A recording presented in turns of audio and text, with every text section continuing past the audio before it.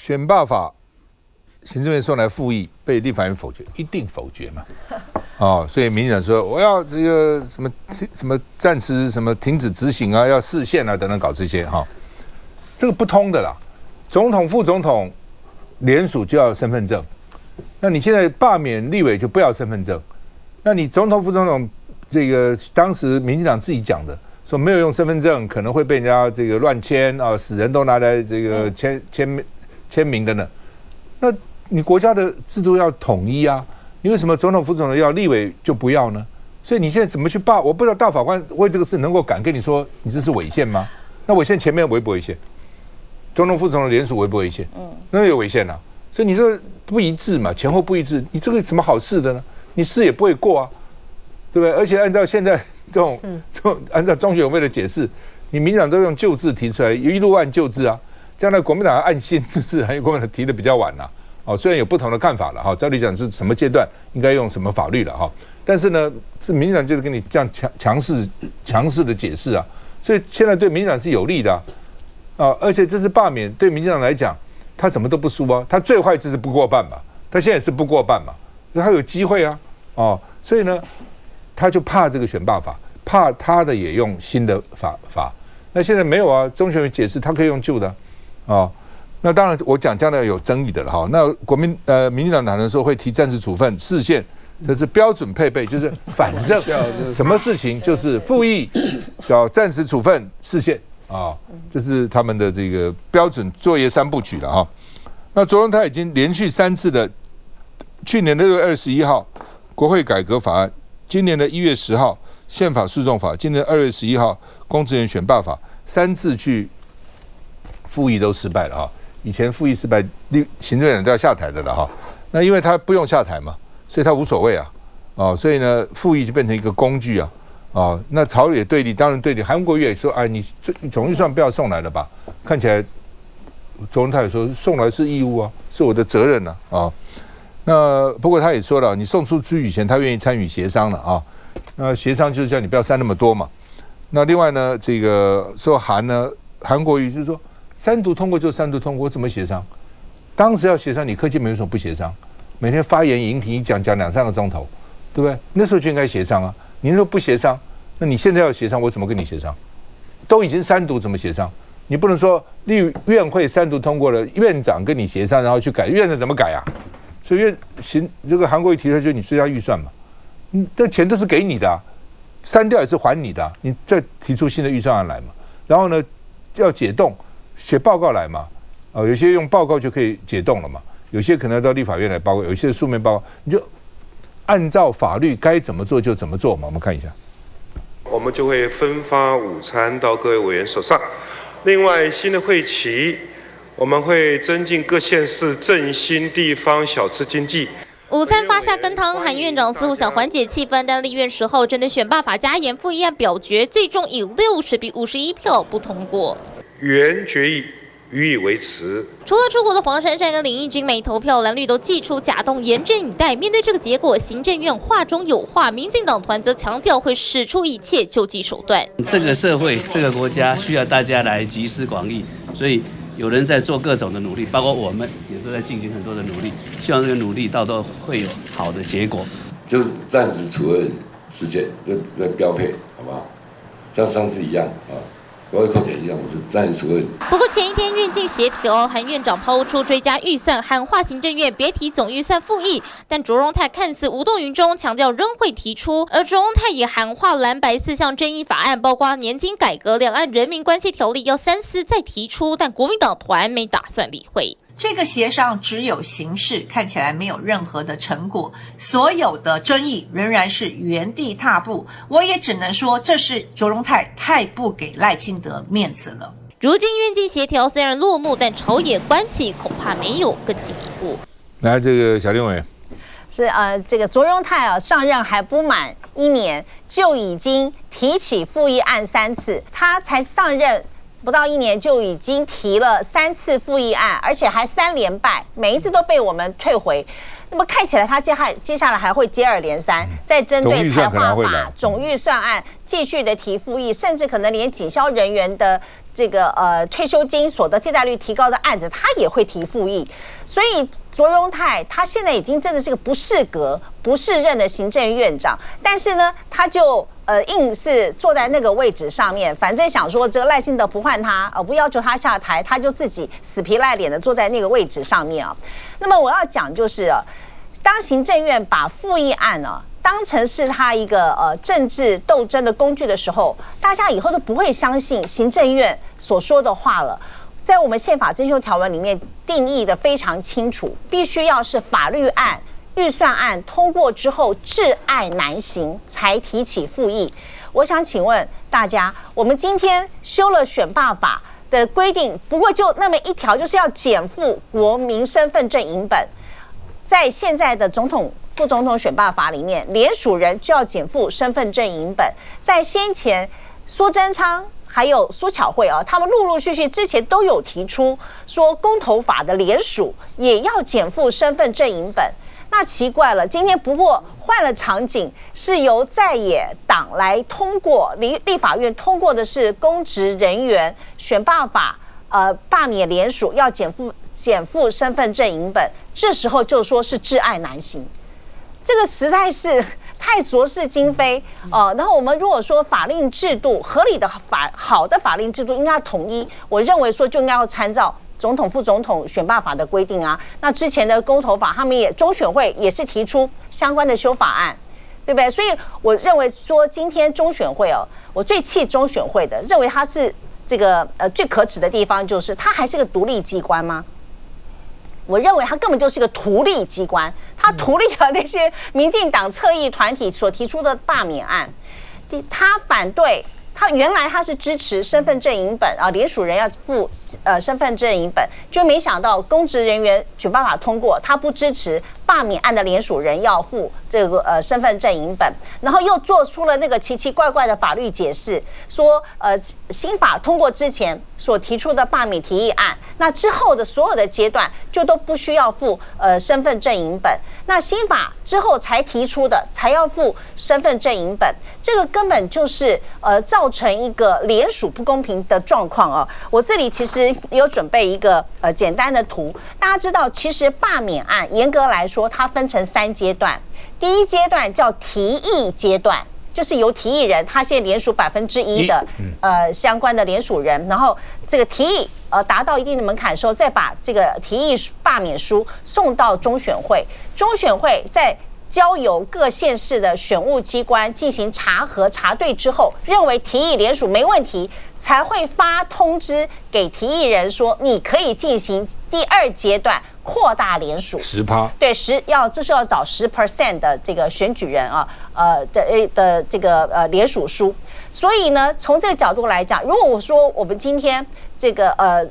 新的选罢法很快的在最近这段时间就通过了，可是呢，现在所有的罢免提议案都还没有进入到第2阶段的扩大联署的这个阶段，所以我认为说中选会应该这时候就讲，从第2阶段开始之后，全部都应该要适用新法，减负身份证影本，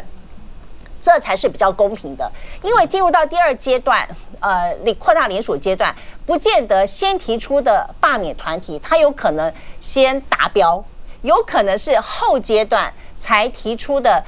罢免团体，它的联署人数会达标。那么这个如果说在法令适用上面不一的话，会造成一个不公平的联署的一个状况因为只要是任何一个罢免团体，它在第2阶段的联署达标之后，其他的联署都不算数，所以这对于很多政治人物来讲，或是有心他认为说他要当罢免案的领先人来说，这会形成一种不公平的一个竞争对象。所以我觉得说中选会今天他所做的这个解释是非常可恶的他就是看起来就是一路的护航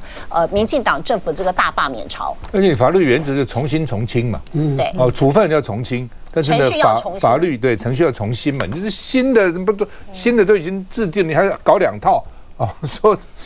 旧法的就一路都旧法，新法的一路都新法，这是搞什么东西呢？休息了再回来，中选会太差劲。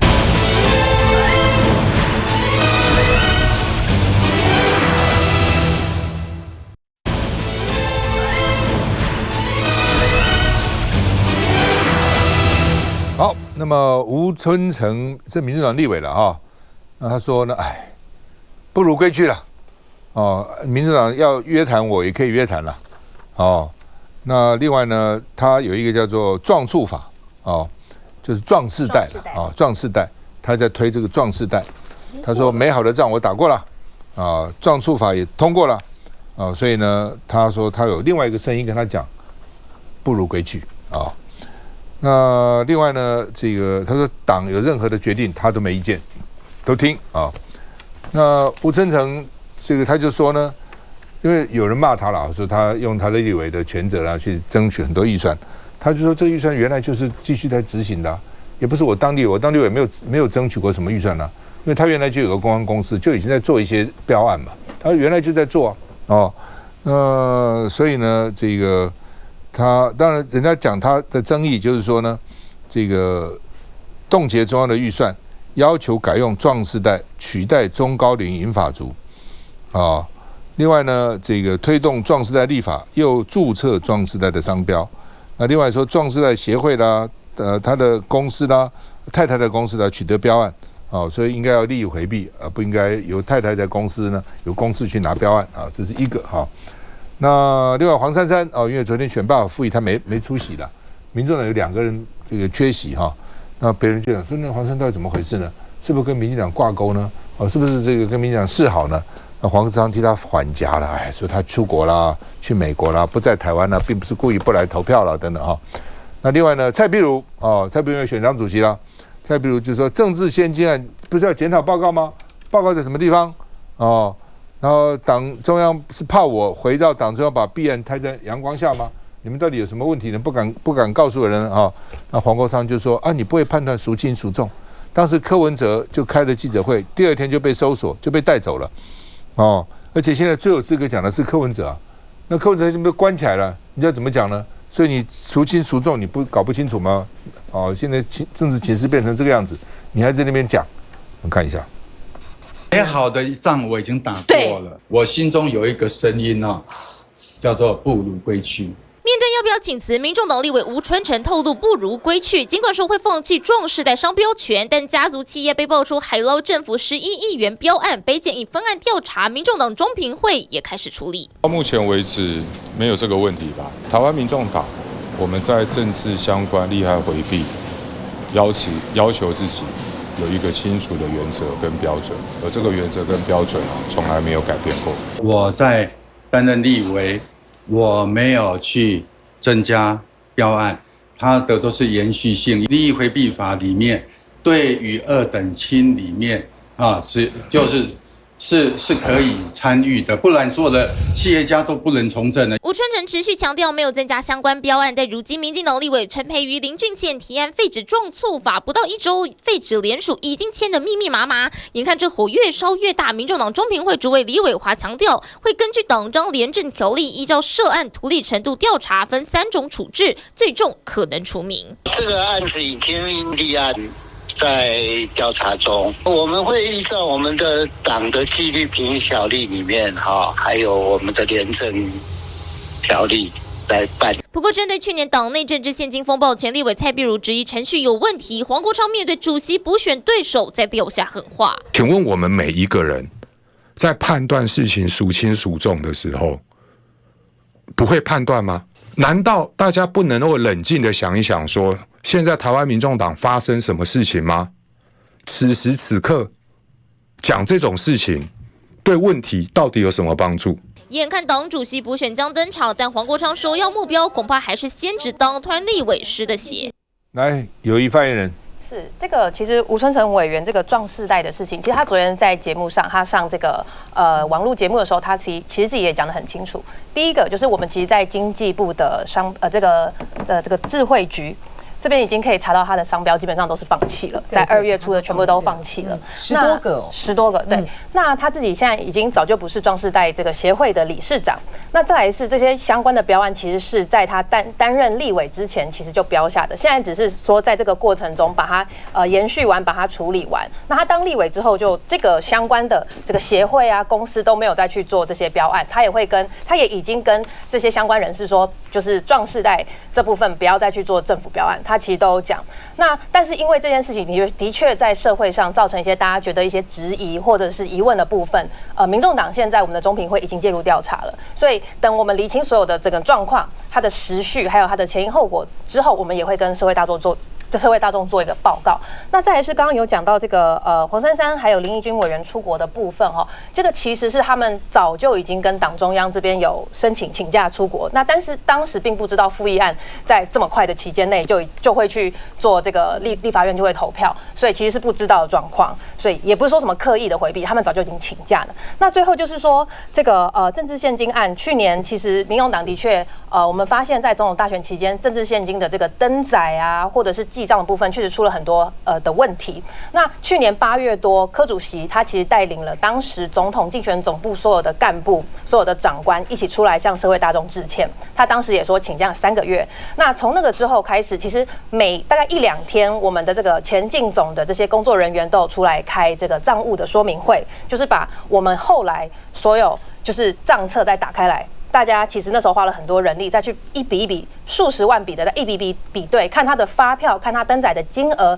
等等的有没有状况，有的话就跟社会大众报告。其实去年已经做了还蛮完整的一个处理。那但是我知道这个蔡壁如委员，他当然也是这个壁如顾问，他当然也是非常关心民众党现在的状况。那他现在和国昌主席2位在竞争党主席，其实。我们从上礼拜他们的党主席辩论当中、政见发表会当中，其实还是可以看到大家的方向还是一致的，就是我们认为民进党主政之下的台湾真的是非常纷乱，而且很多他们现在民众所面临的问题，民进党都没有解决，反而是制造更多的混乱。所以其实2位大家的方向是一致的。民众党这一次的党主席选举之后，我们也会继续团结，好好的为台湾来为人民争取更多的福祉。美嘉宇。这个壮世代争议会烧得这么大，就是因为立法院在审预算的时候，吴春成突然对吴沛忆拍桌。那当时就是吴春成冻结了15个部会，将近2000亿的预算。那吴沛忆说啊，你就是为了你的壮世代嘛。那大家觉得说，吴春成一向温文儒雅，怎么突然勃然大怒拍桌？所以引起大家的关注。就大家才发现说，吴春成号称说自己不是理事长，但是其实整个壮世代的这个7家公司相关都是吴春成的老婆、小孩、他的家人，然后呢去投标很多政府的标案哦，刚刚讲10几亿的标案。那吴春成他自己身兼这个壮世代的过去的理事长，或是倡议壮世代的人，甚至立法委员的任内，不断的推动，要求各部会去用壮世代作为名称，然后去办各种的活动。这个就是瓜田李下最大的争议。过去他是商人，他可以这样做，他可以去游说，他可以去鼓吹立法委员，但是他现在是立法委员，自己的家人又是同时身兼这个壮世代相关的这些公司理事长等等的这些，就是会让大家去质疑他的用意在哪里。那更何况这个整个这个壮世代的商标，刚刚讲的，他提早就已经注册好了，所以第一时间吴春成说啊，他不会要求公部门要付这个授权费他会无偿给公部门使用。那问题是，如果民间要使用的话，未来政府的标案如果都叫做壮世代，那是不是都侵犯到他的商标权？这也是之前大家所质疑的。但是第一时间吴春成他并没有针对这个部分去说明，所以火烧的越来越大，烧到北检都已经介入调查的时候，吴春成才说，那我放弃商标权，我现在不如归去，我都不要做了。其实一开始就应该要如果你要推动的是壮世代，你就不应该担任立法委员。你担任了立法委员，你就不能用你的公职的身份去推动壮世代。这就是吴春成今天会惹火上身最主要的原因。来，发言要不要补充？这个部分的话，其实他商标都已经放弃了啦。其实该做的这些事情，他在担任立委之后，并没有去涉及任何的标案，他也跟身边的所有相关的人士都讲得非常清楚了。所以我觉得，当然民进党现在是因为有这个大罢免的问题，然后还有朝野这个因为在野呢非常强力的要推行很多好的法案，但是民进党挡不下来，所以他当然会用很多的像这种侧翼攻击的方式，或是拿一些看起来可以连结起来，实际上事实上已经处理清楚的问题，再一直把它出来炒作，来攻击在野党。我想这个民进党的手段大家都是看得非常清楚，但是我们还是要正告民进党该解决的民生问题，该解决的国防两岸问题，你放着不解决，但是一直用这些旁门左道、这些邪魔歪道的方式，其实大家都看得清楚，台湾人民会唾弃你们。休息一下再回来。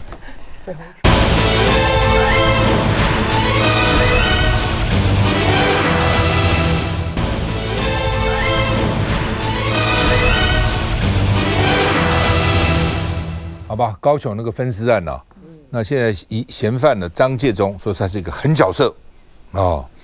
那另外呢，这个他说他嗜赌成性，而且呢不带皮包，都把大把的钞票，哪有大把钞票，放在鞋底，塞在鞋子里面哦，到时候需要用钱，冲脚拿出来，你就要增加他的身高是吧？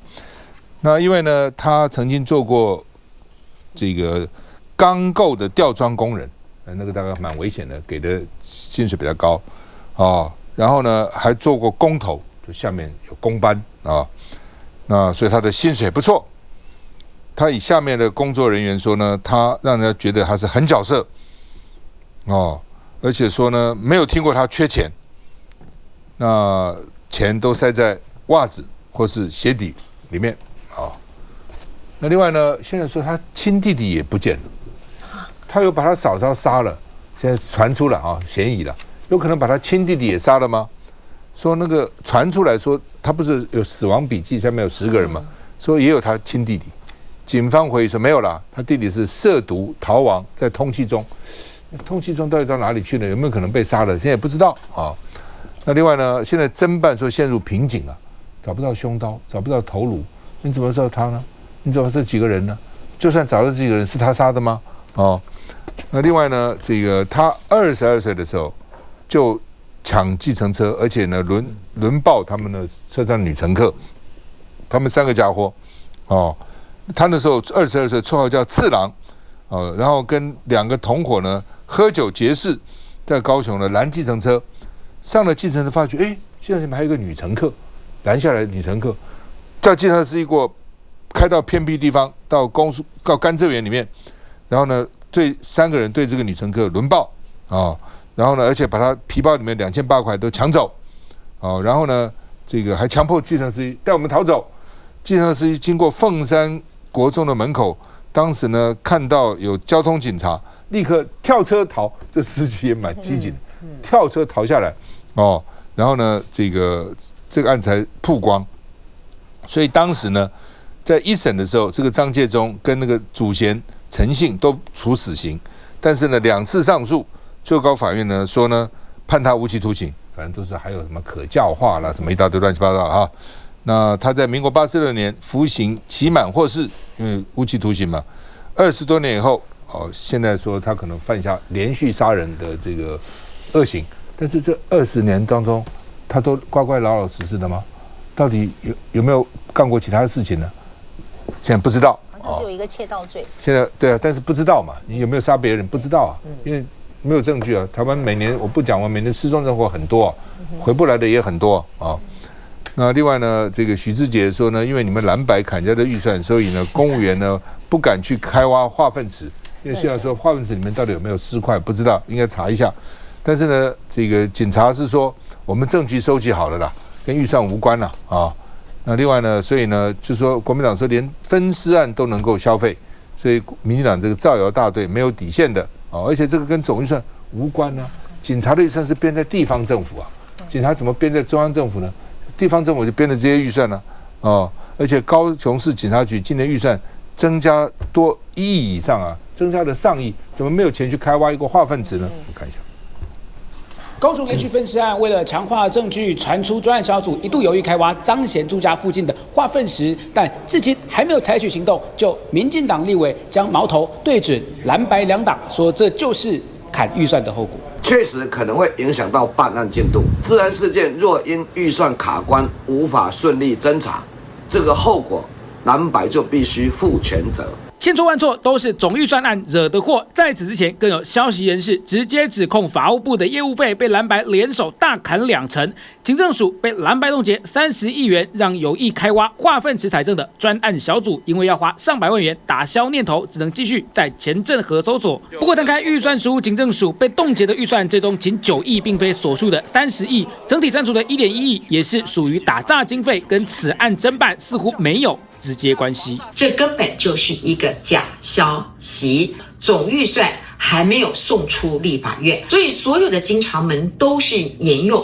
3读之前的预算。总预算造煽动，影响分尸案的侦办工作。如今这消息看起来就是个乌龙，因为像是刑事办案工作的经费，例如远景的便当费，都是经由地方政府统筹，并经市议会审查通过。唯一能够跟中央总预算扯上边的，只有像是建设设备采购。假设真的有需要开挖化粪池，大家知道是谁要出这笔经费吗？陈其迈市长，你要不要请蒋万安来帮你挖化粪池？这什么离谱的假新闻啊！而参与侦办的高雄市议大也声明，生物基证采集均搜证完毕，依比例原则没有开挖化粪池的必要，自然就没有经费不足的问题。偏偏平白无故遭卷入政治角力，只能赶紧被动澄清。博弈，我觉得绿很多的行为跟言论没有下限啊，一直突破下限啊，我真不敢相信，不可思议啊！监督预算是立委最重要的工作之一，就现在在野党审查预算、删除预算，好像是错的，被拿来当做大罢免，被拿来当做抹黑抹红的一个关键的一个话术跟证据，这是笑话。之前总统府称什么国务机要费被删除啊，所以春节礼盒礼金取消。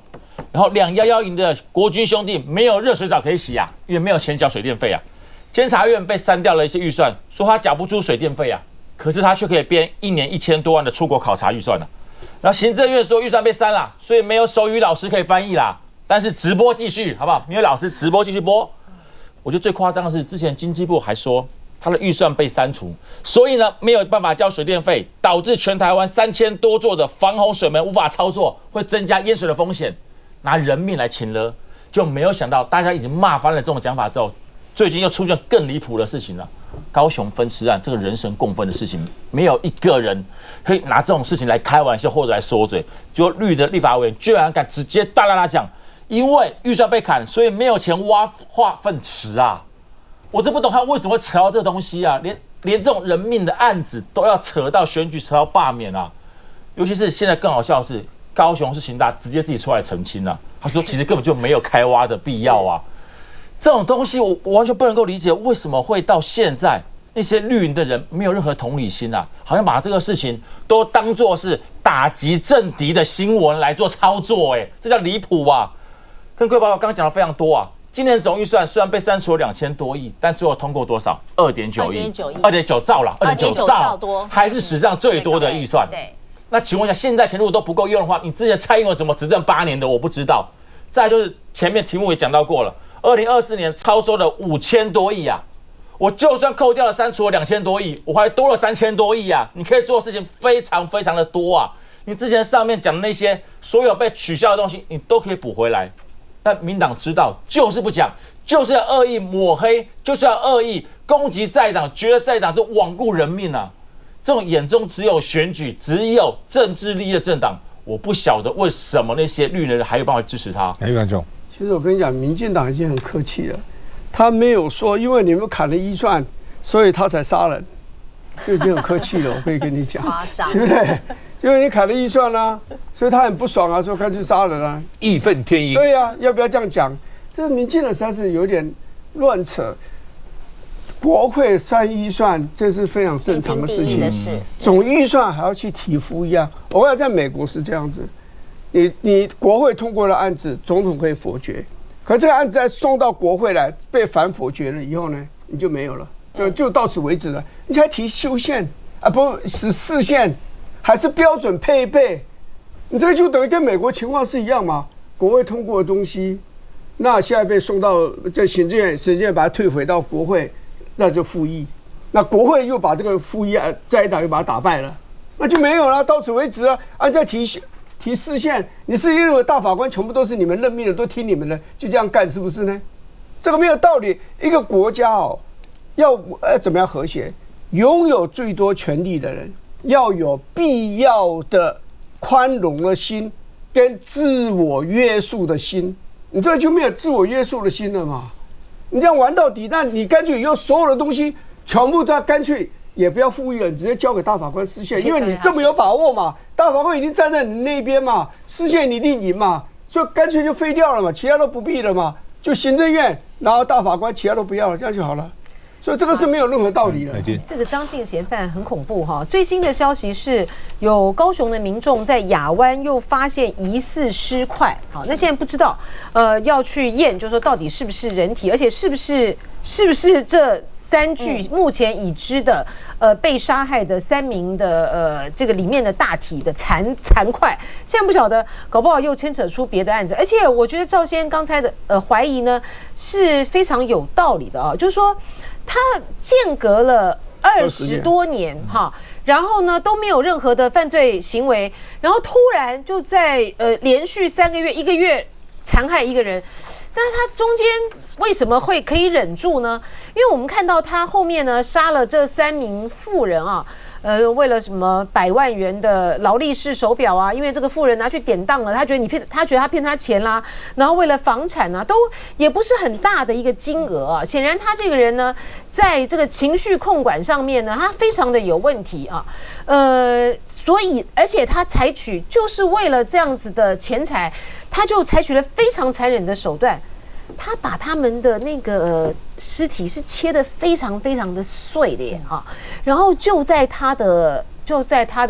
住的地方的浴缸里面哈，然后呢就分成了塑胶袋这样一包一包一包的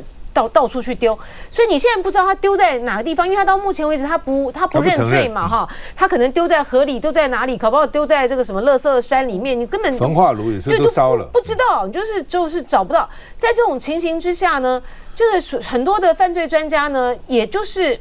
非常的头痛哈，而且对于他的这个人格呢，当然有高度的好奇。你想想看，他就是住在他犯了案之后，他又住在他原来的房子里面，照吃饭。好，照生活没有什么差别，然后就继续犯下一个案子哈，那么的冷静啊，然后呢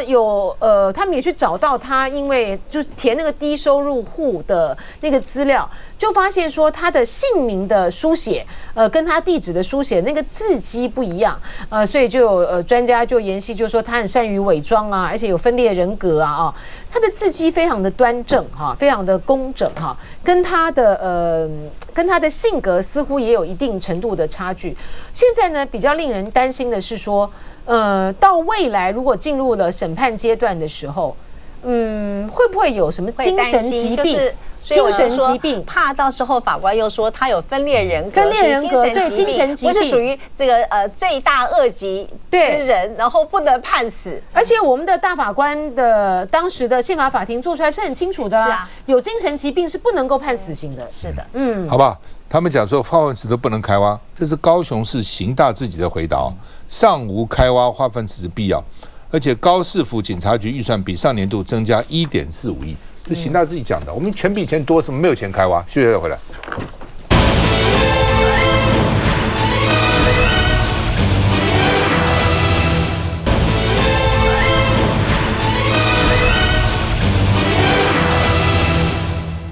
好，现在这个类流感诺罗病毒好像很猖獗啊。那主要今年比较冷一下就冷暖几天又冷，暖几天又冷，乍暖还寒啊。那初三不过这个初二初三了啊。不过这个初二初三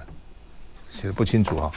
那不过呢，不管初二初三了哈，有4.5万人次得了类流感去急诊啦。类流感的就诊数创10年新高，类流感不一定要急诊，但急诊就增加了这个4.5万，可是现在已经出15啦，元宵节嘛，所以到底最新的资料怎么样也不知道，有没有因此呢慢慢减少呢等等。不过急诊室还蛮惨的，而且呢，大家因为大 S 的关系，所以公费流感疫苗全台湾只剩下1.3万剂，现在在采购10万剂新的了哈。那另外呢，这个民众呢，所以为了这个就医是请假就医。所以呢，急诊意思就是你不要去跑急诊嘛。对。但是问题是，他春节期间很难。他有的时候，第一个春节，第二个有时候要到大医院就诊也不容易了。诊所是可以的，但诊所也现在都是人满为患了。你到那种大医院、教学医院去，那你一般挂号挂不上、排不上，就是挂急诊了。你不能拒绝急诊了。所以呢，这个病人大厅都是满的。就从急诊室满到大厅来哈。那这个台大医院的医务秘书叫陈延元说，挤床位像挤柳丁汁，挤啊，能够挤一点出来就挤一点出来，就没有床位了。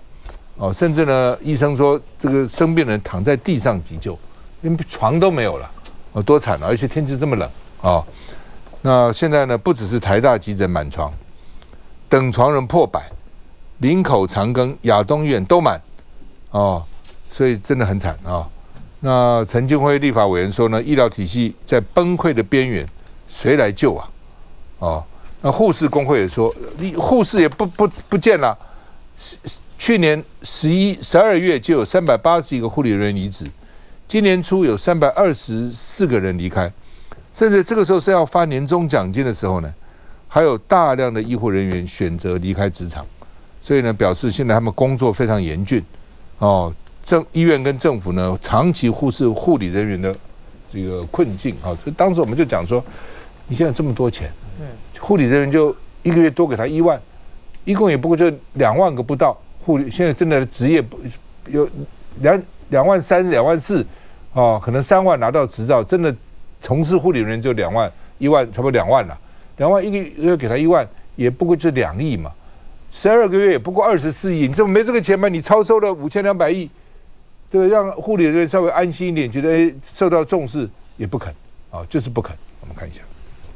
未来的1周或是下周，那有可能会是上下震荡的一个趋势。流感上周就诊超过18.1万人次，近10年新高，以 H1N1 最多，28人死亡当中有名南部未满10岁男童，病情恶化快速，有败血性休克、坏死性脑病变，发病1周就死亡，也是最小的死亡个案。而医师也呼吁得尽快施打疫苗。国内的公费的一个流感疫苗大概剩下13000多剂，打不完，那当然就也只能销毁。各县市怎么分还没讨论，不光流感，腹泻单周也突破30万人就诊，近10年新高。在多重病毒夹击下，医院急诊也塞爆。初2当日4.5万人就诊最高峰，马街截至11号下午3点还有61人在等住院，而台大上午一度多达125人等床，到了下午也还有89人在苦等。等待那个问诊的时间是蛮长的，2个半。周末的病人还没有消化完毕，所以一直还是满床。有些病人甚至已经在急诊暂留了4、5天以上了。在北区，好像各医院也都是几乎接近满载。流感、诺罗肠病毒还有流感让重症患者增加，也有医师透露，部分医院人力不足，就关床了1/4，约100床。除了亚东跟成大等病床跟加护病房人数一度破100，到了11号下午3点依旧满床的，有林口长庚等推床97人，等住院有116人，在北荣有29人，星光也还有44人。确实有满床难以负荷的情形，会做区域内的转诊。医师司透露，近1周每天急诊仍有2.6万人次，甚至急诊量比平常还是高出30到40人次。接续也会紧密监控状况，随时做出调整。可以。确实，现在急重症的医师，还有包括之前新闻神经外科医师等等这些好不容易培养出来的医生，结果呢，现在可能被医美挖角，被其他可能比较大家认为光鲜亮丽的这些职业，可能比较轻松，不用轮班，然后等等呢，对医生来讲也不用扛这么大的压力这就是我们现在所面临的，包括护理师，如果你去医院走一趟的话，很多的病床其实是有的，但是因为护理师不够所以就只能空在那里，所以现在连护理师都比医生还要更珍贵很多的急诊你去看，或者是门诊，现在连医生都要出来叫号，因为没有护理师，一个医生可能还要兼好几个诊啊，所以这个问题其实是越来越严重。那过去我们一直引以为傲台湾的医疗品质包括大家也最近在讨论，可是现在的新的病毒，其实包括诺罗，包括这个流感的问题等等，确实已经冲击到我们医疗的量能。那除了这些之外急重症，尤其是现在冬天又是高龄化的社会，长照等等，这些其实都是一个整体性的问题。所以当然，长久以来的健保制度，让我们的这些医生、护士等等，他们可能用比较提供很好的品质，但是可能他们的薪水没有到业界这么高的这种水准的时候，当然会有一种相对的剥夺感。所以如何能够去平衡不要让这种可能医美啊等等这些行业，其实现在抢走很多我们的护理师跟医师。那我们如何能够让这些愿意坚守岗位，在急重症之前讲的小儿科、妇产科等等的这些，可能大家比较看不到，然后可是却是肩负很重责大任的医生，他们能够留在岗位上为台湾来做事。还有我是觉得这个我们大家还是要一起来守护我们的医疗体系啦。因为最近当然因为大 S 的事件，所以大家其实对于这个流感啊、诺罗病毒这些一般我们以前比较不重视的一些疾病或者是状况，大家就会现在开始会非常的紧张，尤其是老人或者是小孩、长辈和年幼的小孩的部分，如果得了这些病毒，爸爸妈妈或者是家里的孩子一定会非常担心，希望赶快送到这个大医院去，因为那个病毒的病症什么上吐下泻啊，其实对于身体比较弱的人来说，的确是比较难抵抗。但是我觉得这边还是要呼吁大家，就是各位电视机收看的朋友，就是我们一起来守护医疗体系，因为现在的量能真的很紧缩，所以大家如果能够戴口罩、勤洗手的话，我们自己先做好，减少这个染疫的风险。那前面的那个分尸案，我想要稍微补充一点，我觉得这件事情，这个分尸案查到现在一直有查不下去，有的问题，我觉得很大的问题是在于监视系统。高雄市政府为什么在前镇区这边明明是很多办活动、高雄展览馆所在的地方，照理来讲，它的监视系统应该要很完善。我们高雄市政府以前的预算花到哪边了？相关的监视系统有没有好好的去维护？我觉得这是一个很大的问题。郝龙斌跟我讲，台北市破案率都超过100，为什么不超过100呢？对，超过100。他说现在你要到处都监视器了，你放个案子看看，当然对人权是有影响，但是从破案角度看，那是这个很有利的了哈。来，岳方兄，这样子其实不是只有护理人员短缺。我有一次到台北一个非常大的一个医院，也是教学医院去，他们告诉我，做超音波的那个技术人员，他们也缺，因为他们要在急诊室值班，所以这个就看出来，就两个就是说待遇我觉得待遇不只有钱的问题而已啦，钱当然是非常重要的一件事，多给一点钱。主持人讲了，我赞成，多给1万2万，这什么问题呢？他们又不是拿去。他们是做了很辛苦的工作，你看这么多人躺在那边生病，你这个对医生、对护理人员，这是非常大的这个威胁，对他们本身的健康，他们现在需要去救啊，对不对？第二个，其实我觉得精神层面，譬如说休假是不是要正常所以不仅是要改善他们待遇，要增加那个配置的这个人员，这才行。因为我讲一个国家像台湾，你觉得它很穷吗？很多国家都认为我们台湾人是很有钱的，可是你像医院里面这么多人山人海在挤那个床位，你看这是一个有钱的国家应该有的现象吗？这穷国家才会有这种一个现象吗？所以我觉得政府真的不要吵闹，搞意识形态的斗争什么，花一点精神，我们自己有足够的钱，你把3000亿拿去嘛，对不对？好好的把我们的医疗体系整个翻新一下。来，翁委员。是那个整个台湾的医疗环境其实是非常的辛苦的就很艰困，所以为什么这么多医疗人员都会离职？那另外我要强调的就是说，其实每年的年节过后都会有类似比较多的这个急诊的人数，那为什么我们的卫福部不去好好的去评估到底什么时候会发生流感，而且疫苗的实施这个施打也要之前就要布局好，在去年8月的时候，疫苗施打状况只有1成那现在说紧急的要再追加疫苗，来得及已经缓不济急了。所以我觉得说这个陈时中他现在当这行政院政务委员他理论上应该是好好的要去督导卫福部，把相关的这个就是这种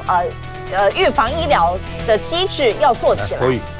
呼吁民众真的不要太过度紧张。如果病情真的不是太严重，你可以先到就近的医院来看，做好医疗分流，真的不要让我们的医疗体系破坏。来进。对，就是说大 S 的不幸让我们大家就会批评日本。